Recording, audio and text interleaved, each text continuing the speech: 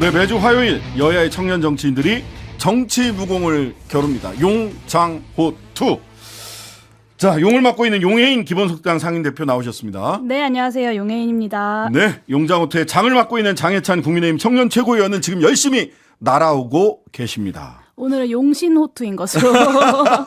아, 우린 싸우지 말자고요. 아, 패널이랑 자꾸 그러면 안 됩니다. 예. 자, 그래서 먼저 우리 용장 각각 이슈를 하나씩 갖고 오시는데 우리 장해찬 최고위원은 민주당 혁신위원장으로 임명됐던 이래경 다른백년 명예이사장 이 논란과 사퇴와 관련된 이야기를 이슈로 갖고 오셨고요. 먼저 요걸 하려고 했는데 조금 뒤에 우리 장해찬 최고 온 다음에 얘기를 하고요. 용해인 의원은 이동관 방통위원장 사실상 내정자 네. 아직도 검증 과정이라니까. 근데 단수 검증하고 있다는 거 아니에요? 네. 아들 학폭 문제, 그다음에 방송 장악 문제. 이 두 가지가 아마 내부적으로 들어가면 있을 것 같은데. 자, 우선 총평을 좀 해 주시죠. 이동관 대통령 특보 방통위원장 단수 검증 어떻게 네. 평가하십니까? 일단 언론계에서는 이동관 이름 석자되면 암흑천지로 통하지 않습니까? 사실 암흑천지. 예. 언론 탄압 관련돼서 이동관 세 글자 이야기하면 뭐 말모인데요. 네네. 이동관 특보는 MB 시절의 언론 장악 그리고 언론 탄압의 핵심 인물이었습니다. 그래서 MB 정부 청와대 대변인 그리고 뭐 초대 홍보수석 비서관, 청와대 언론 특별보좌관까지 줄곧 이 권력에서 언론을 쥐락펴락했던 인물이고요. 그 시기에 정말 많은 기자분들이 해직되고 PD도 해직되고 정현주 전 KBS 사장을 사장직에서 내쫓기도 했죠. 그리고 나중에 해임 모여 소송도 정현주 전 사장이 이겼고 세금을 더 냈다는 이유로 배임 혐의로 기소된 건도 무죄 판결을 받았어요. 네. 사실 이제 과거 정부의 이제 언론 장악 중심에 있던 이 이동관 씨를 방통위원장으로 세운다는 건 MB표 언론 장악 시즌 2를 하겠다라는 이야기일 수밖에 없고 바이든 날리면에서부터 시작됐던 이 윤석열 정부의 언론 길들이기의 어떤 연장선이다라고 보여집니다. 그래서 KTV 언론사 영상 제공을 돌연 중단했던 사태, 그리고 MBC 뉴스룸 압수수색, 그리고 방통위원장 축출까지 이 정권의 말을 듣지 않는 언론은 어떻게든 갈아치우겠다라는 정점이 이동건 방통위원장 임명이 될 것이라고 보고요. 윤석열 대통령이 검찰총장 시절에 검찰총장은 법무부 장관의 부하가 아니다라는 네, 이야기를 그랬죠. 하셨잖아요. 저는 예. 이 말씀을 좀 그대로 돌려드리고 싶은데요. 언론은 대통령의 부하가 아닙니다. 올해 4월에 북한에서 22년 만에 조선 기자 동맹 대회가 열렸대요. 네네. 이 자리에서 위원장이 우리 기자 언론인들부터 열렬한 신봉자, 견결한 옹호자, 철저한 관철자가 돼야 한다라고 강조했다고 합니다. 뭔가 좀 한국에서의 상황과 좀 겹쳐 보이죠. 저는 그래서 윤석열 대통령님께 자유민주주의를 포기하시든 아니면 언론 장악을 포기하시든 둘 중 하나만 하시라는 말씀을 좀 드리고 싶습니다. 네. 예, 장해찬 최고위원 이제 막 도착했습니다. 예. 인사 좀 하시죠. 네, 예. 안녕하세요. 장해찬입니다. 예, 예. 자, 지금 이동관 방통위원장 뭐라고 불러야 됩니까? 그냥 특보라고 일단 이동관 특보 방통위원장으로 단수 검증을 받고 있다. 언론에서 그렇게 얘기를 했고 대통령실에서도 그 부분은 부인을 하지 않으셨어요. 대통령실은 뭐 사실 어제라도 임명을 할 것처럼 언론에서는 보도가 됐었는데 후임자 찾는 과정이 아직 안 끝났다. 이렇게 이제 한 템포 죽이는 듯한 말씀을 하셨는데 이게 뭐 다른 인물을 단수 검증 아니라 복수로 검증을 하고 있어서 그런 겁니까? 아니면은 학폭 내지는 한상혁 전 방통위원장의 그 소송, 가처분 소송, 요 결과 이 두 가지 때문에 무슨 고려사항 때문에 그러는 겁니까? 어떤 겁니까? 일단 제가 말씀드리기 앞서서 오늘 예. 좀 늦은 것에 대해서 정치자분들께 양해 예, 드린다. 예. 죄송하다는 말씀 한번 드리고요. 예.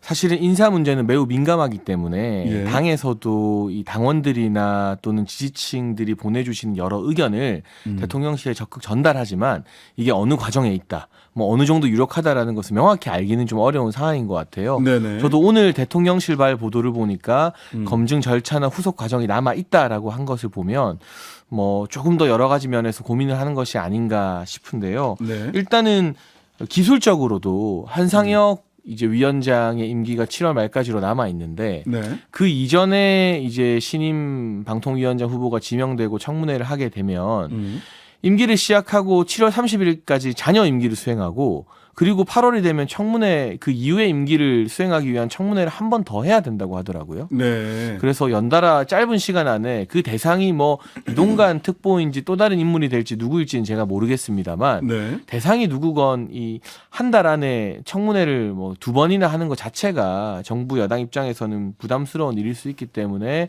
한상혁 위원장의 자녀 임기 등을 고려해서 좀 고민하고 있는 게 아닌가 하는 추측이 하나 들고요. 네. 저도 제 핸드폰으로 여러 지지자나 당원분들의 의견이나 문자들이 참 많이 오는 편인데요. 네. 용해인 의원님이 말씀해주신 뭐 논란 관련된 것 중에 걱정하시는 분들도 있고 해서 물론 그 부분 이제 해명에 대한 준비가 되어 있겠습니다만 좀 다각도로 고민하고 검토하고 검증을 했던 것이라도 한 번 더 하는 것 아닐까 정도로만 추측을 하고 있습니다. 네. 자, 뭐 하여튼간에 이게 한상혁 전 방통위원장 소송 같은 경우 가처분 소송 같은 경우는 이제 12일 날 첫 심리를 하니까 다음 주 중에 아마 결과가 나올 겁니다. 가처분 소송은 뭐 그렇게 많이 당일 날 나오는 경우도 있어서 아마 그렇죠. 다음 주 중에는 네. 네. 한상혁 방통위원장이 이제 면직에 대해서 이거 집행을 좀 정지시켜 달라. 방통위원장으로 컴백할 수도 있어요, 한동안. 그러니까. 만약에 그 가처분이 예. 받아들여지면은 예. 직무에 복귀하는 거잖아요. 그렇죠. 근데 그 가처분이 기각되면 자연스럽게 직무 정지 상태가 되는 것이기 때문에 네, 그렇습니다. 아마도 저도 이제 우리 앵커님 말씀처럼 12일 당일 내지는 그 주에 결과가 나올 가능성이 높다고 보는데요. 네. 그 재판 결과, 가처분 심리 결과에 따라서도 확실한 이제 차기 방통위원장 후보 지명 속도에 어느 정도 영향을 끼치지 않을까 싶기도 하네요. 알겠습니다. 자, 학폭 얘기를 안 할 수가 없습니다. 지금 뭐 이동관 특보라고 지금 현재로서는 특보라고 이동관 특보에 대해서 소위 언론장악 MB 시즌2 아니냐라고 하는 취지의 말씀을 주셨고요.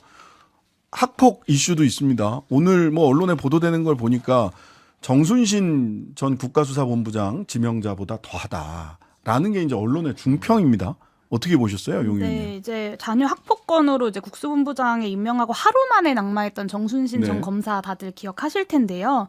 언론에 보도된 바에 따르면 폭력 행위의 정도가 덜하지 않다라고 보여집니다. 근데 정순신 전 검사의 자녀는 학폭위 처분이라도 있었어요. 그리고 학생부의 기재라도 됐습니다. 근데 이동관 특보의 자녀는 학교 측에서 학폭위도 열지 않았고 학생부 기재도 없이 바로 전학을 갔다는 거예요. 네. 그래서 서울시 교육청이 학폭위를 열지 않았던 교감에 대해서 경고 처분을 하고 업무방해 혐의로 고발을 했는데 이 내용이 사회고위층 자녀라는 점을 감안해서 소극적 대응을 했다는 의혹이 담겨 있습니다. 그러니까 물론 이제 검찰에서 경검에서 무혐의 처분을 했지만 사실 그때와 지금 학폭을 바라보는 사회적 시각 자체가 굉장히 많이 달라졌기 때문에 양심이 있다면 저는 이동관 특보 본인이 내정을 거부해야 된다고 생각하고요. 사실 이 이동관 특보 같은 경우는 MB 정부에서 고위직을 두루두루 지냈지만 사실 한 번도 인사청문회를 해본 적은 없는 인물입니다. 네네. 자신이 없으니까 사실 방통위 임명에 대해서도 아직까지 대통령실에서 좀 머뭇머뭇하고 있는 것이 아닌가라는 생각이 들고 맡게 될 직무 관련돼서도 10년도 더 전에 여러 가지 의혹들과 문제 제기들이 계속해서 있었던 인사에 대해서 다시 국회가 이제 와서 검증을 또 해야 된다는 것 자체가 사실 코미디입니다. 그래서 어쩌면 좀 곧 있을 2기 내각을 위한 개각에서 우르르 이제 인사를 발표를 하고 몇 명은 낙마하고 몇 명은 청문회를 통과하게 되지 않겠습니까? 이 과정에서 그 몇 명에 끼워 넣어서 얼렁뚱땅 이동관 특보에 대한 인사검증 역시 넘어갈 수 있다라고 생각하고 타이밍을 보고 있는 것인지도 모르겠습니다. 근데 국민들의 눈높이라는 것이 10몇 년 전과 많이 달라졌기 때문에 그렇게 쉽게 넘어갈 수는 없을 것이다라는 말씀을 이게 드리겠습니다. 학폭 얘기가 전부터 2015년부터 계속 얘기가 됐음에도 불구하고 대통령실에서 단수 검증을 하고 있다. 이 문제가 해결이 됐다라고 판단을 어느 정도 돌파 가능하다. 해결이 안 됐어도 뭐 그런 건가요? 아니 전 저 들어올 때 이 말씀 하신 줄 알고 아니요, 아직 안 그런 했어요. 우려들을 지지자분들이나 당원분들이 문자로 많이 보내주셔서 제가 그 지지자들도 걱정하시죠, 그 부분은. 저 일주일 예. 사이에 문자가 1000통 넘게 왔어요. 아. 네, 정말 제가 세 보니까. 네네. 그런데 잘 모르겠어요. 아직 인사가 발표내지 않은 시점에서 네네. 후보자로 발표가 나면 음. 그 후보자 측에서 준비한 해명들이 언론을 통해서 또 나오겠죠. 공지가 되고 예. 그 부분에 대해서 국민 눈높이에 맞는지 아닌지 우리 국민 여러분 또 청취자분들께서 판단하실 수 있는데 네. 지금 아직 후보자로 지명이 되기 전 상황이고 그러면 이제 만약 지명되었을 때 준비하고 있는 뭐 해명이나 뭐 이런 여러 논리들이 있겠죠. 그 부분을 뭐 앞서서 저희가 네. 알 수도 없는 네. 부분이고 앞서서 이야기할 수도 없는 부분인데 음. 어쨌거나 이 학폭이나 이런 부분에 대한 국민적 눈높이가 매우 엄격해졌다라는 지적에는 저도 동의를 하는 바이고요. 네. 만약 후보자로 지정이 된다면 그 부분에 대해서 국민 여러분께서 납득할 수 있는 충분한 해명이나 뭐 후속 조치 과정들 이런 것들이 있어야 될 것이다. 뭐 그 정도의 말씀에 지금 지명 전에 더 지명된 할수 인사가 있겠네. 아니기 때문에 네네. 뭐 제가 이 해명을 보고 그 해명이 국민 눈높이에 맞는지 아닌지 저도 판단을 해야 되는데 지명이 안 됐으니까 해명이 아직 공식적으로 나오지 않는 상황이잖아요. 그건 조금 어려운 부분이 네. 있다. 이 네. 말씀만 좀 마지막으로 용혜인 짧게 의원님. 드릴게요. 예. 지명을 아직 안 했다고 말씀을 하시니까 이 방통위원장에 과연 그래서 이동관 씨를 지목하냐 안 하냐에 따라서 이 방통위원장 인사를 통해서 윤석열 대통령이 사실 자유 뭐 이런 얘기 많이 하셨는데 네. 자유고 나발이고 권력 장악에만 몰두하는 권력자인지 아니면 최소한 자신이 이야기했던 공정과 상식이 스스로도 지켜지지 않는 것에 대해서 양심의 가책이라도 느낄 수 있는 분인지가 판가름 될 것이라고 보고 있습니다. 저도 한 가지만 네. 말씀드리면 예, 맞아. 일단은 뭐 요 이기내각 이슈는 요 말씀으로 정리하겠습니다. 이기내각 우르르에서 끼워 넣는다라는 건 좀 맞지 않는 것 같은 게 이미 대통령실에서 뭐 대대적 개각은 없다. 네. 차관 위주로 그리고 꼭 필요하다면 원포인트 위주로 개각하겠다고 했기 때문에 그렇게 방통위원장 인사를 패키지로 넣어서 하지는 않을 것 같다라는 말씀은 좀 드려도 될 것 같고요. 네. 이 만약 지명이 된다면 그리고 공식적인 지금 제기되는 의혹에 대한 해명 자료가 나오면 그 자료를 보고 국민 눈높이에 맞는지 안 맞는지까지도 네. 당에서도 다 정치인들이 당원들 의견 듣고 국민들 의견 듣고 의견을 이야기하는 거 아니겠습니까? 네. 그 부분에 대해서는 저희도 국민 눈높이를 우선으로 고민하도록 하겠다라는 말씀 정도만 현재 드릴 수 있을 것 네, 같습니다. 어쨌든 뭐 원래 어제 지명할 거다 이제 이런 얘기가 있어가지고 오늘 이렇게 뭐 토론회 이슈로 잡았는데 아직까지 지명은 안 됐고